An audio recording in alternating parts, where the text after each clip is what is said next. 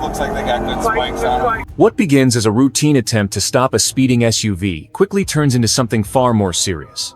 The vehicle is moving at extremely high speed, and instead of pulling over, the driver continues down the highway while the officer calls out his location and speed to dispatch. At this point, police still have limited information about who is behind the wheel or why he is refusing to stop.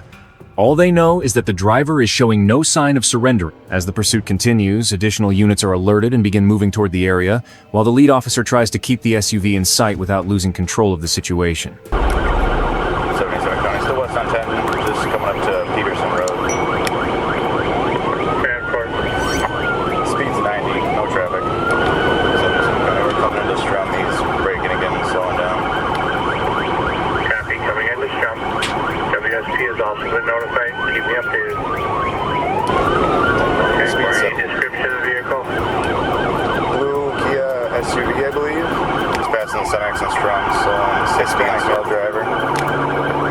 The driver is eventually identified as John, but officers are only beginning to understand what they are dealing with. His speed repeatedly changes as he moves between highways and smaller roads, occasionally slowing down before accelerating again.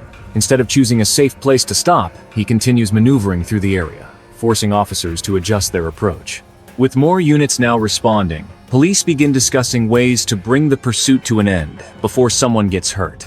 One option is to box the SUV in if the opportunity presents itself. Another is to position officers farther ahead of the chase, where they may be able to deploy spike strips and reduce the vehicle's ability to keep running. Left turn signal on at Alts Road and passing it. Left turn signal still on and we're speeding back up. He's looking for a place to bail here somewhere.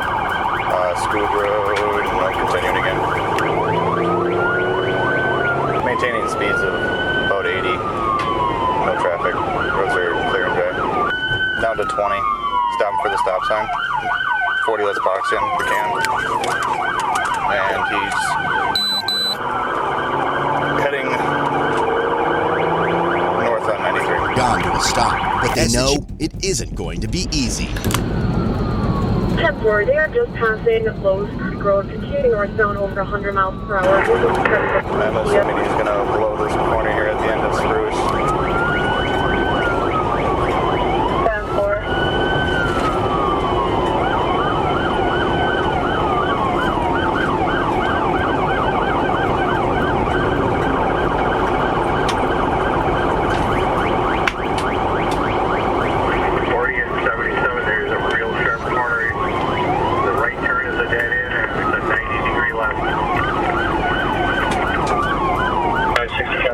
And he's just 1050 at the end of Spruce.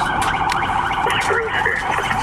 Copy, 10, be at the Spruce, carry on the wall. We can take another right on. He was able to. Even after leaving the roadway and ending up near a ditch, the pursuit is still not over. John manages to get the SUV moving again and continues trying to escape. The chase now begins moving through more unpredictable terrain, making it harder for officers to anticipate his next move. Instead of following a simple route, he turns through side roads and private areas before eventually heading back toward the main roadway. Police units positioned nearby are now trying to predict where he will emerge so they can intercept him. Every additional turn gives officers another opportunity to stop the vehicle, but it also creates more risk as the pursuit stretches across a wider area and more units become involved. To get himself out of the ditch, we're continuing on Spruce. And we're coming up on a dead end here. He went straight through Spruce. Driveway at the end of the road here is 2201. Is a private land place. Pulling up to the house now. He's coming back out. Copy, coming But back out. he's prepared 841 for every attempt they make.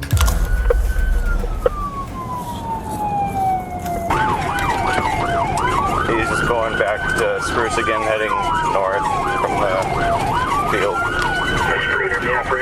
Going the same direction we were going. Back south. 77 County. I believe the vehicle is stolen out of Dunn County, it sounds like, according to. By this point, officers have learned an important detail. The SUV is believed to be stolen. That changes the situation considerably. This is no longer simply a driver refusing to stop for speeding. Multiple agencies are now coordinating over the radio, while units position themselves along the route. One trooper prepares spike strips near the intersection of Spruce and Highway 93 after hearing that the pursuit is heading in his direction. The plan is simple: damage the SUV's tires enough to slow it down and give officers a safer opportunity to end the chase. But with the vehicle still moving quickly and changing direction, timing the deployment correctly will be critical. County to unit, sounds like that vehicle is possibly stolen out of Dunn County or... 663 out there, can you let Trimble County know I got spikes right at Spruce and 93? I can see them coming. I copy, spikes at Spruce and 93.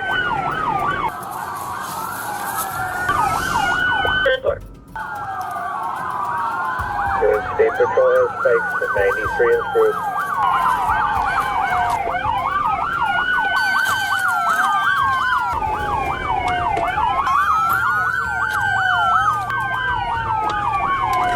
Northbound on 93 from Spruce. Copy, northbound 93. He missed state spikes. He went into the ditch. I don't know if he had him in the ditch or not. Hit him. Got spikes at 94 and 93 intersection. The north 663 up there. I have a good hit. He's going southbound now. Absolute mouth Copy, you gotta get... 663 is gonna pit. Yeah, perfect.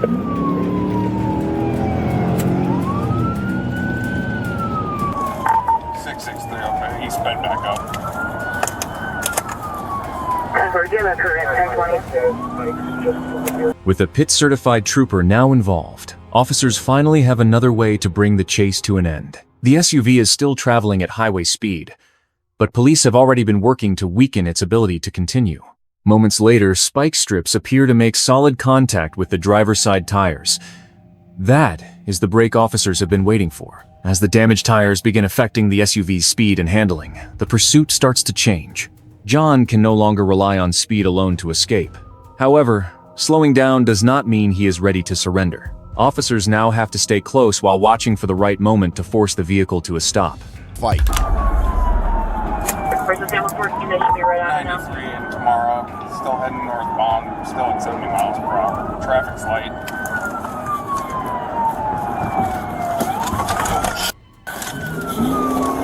Looks like they got good spikes on them. Copy, good spikes, good spikes. From the look of it, it got the driver's side tires. Lorch, L-O-R-C-H, is where we're at now. Speeds are 40. He's losing tires. Still going north. Pieces of his car. Convert, copy, you're losing time. Stage is pitted. Good Lord, car pieces coming off.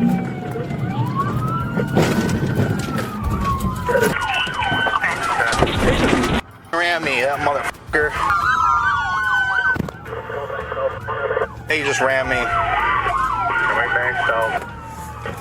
77, right? Yep. Okay. 663 up there, I had a good break. He's going southbound now. Copy, still northbound 93. Copy, you got a good pit. Vehicle back southbound. He's going to be in the wrong lane. The pursuit becomes even more dangerous as the SUV begins moving unpredictably around other police vehicles and traffic. At one point, an officer reports that John has rammed his squad car. The SUV also moves into the wrong side of the roadway, increasing the risk to everyone nearby. With the vehicle already damaged and slowing down, officers know they may be approaching their best chance to end the chase. Eventually, the SUV is brought to a stop and several officers quickly surround it. Guns are drawn as they order John to keep his hands visible, lower the window, remove his seatbelt, and step out. After everything that has happened, police are taking no chances during the arrest. Let me see your hands! Let me see your hands! Let me see your hands! Where are you at? Let me see your hands! Roll your window down! Roll your window down! Keep your hands outside the window. You're gonna slowly unbuckle your seatbelt. You get that gun out of my face. Slowly unbuckle your seatbelt. You guys got him? Yep. You guys got lethal? Yep. I don't have a gun. You're coming out. Come on. Yeah, all right. I'll Come open out. the door. You ain't gonna be able to get out through the door. All right. Get I'll out. get out. I'll get out, man. Come on, man. You ain't gotta be so rough, bro. Come on. Get out. Get out of the vehicle. Get out. All right, I will. Sir? Dude, you're gonna get tased. Get the fuck out of the car. You're going to get tased if you don't get out of the car. I'm trying to get down, guys. What the f? Well, get down. Then get out of the car. Jeez, who the f think you are, bro? The one that started the pursuit. Get out of the car. All right, I'll get out. Quit yanking me on the ground, bro. Do it now. Bro, I will come out. Do it I now. will be This isn't on you time. Come This is on, right man. now. Get out, bro. Get out. I will, sir. But I don't need to be yanked to the concrete. Get out of the car. Get out of the car. I'm trying, bro. God damn it, now it is.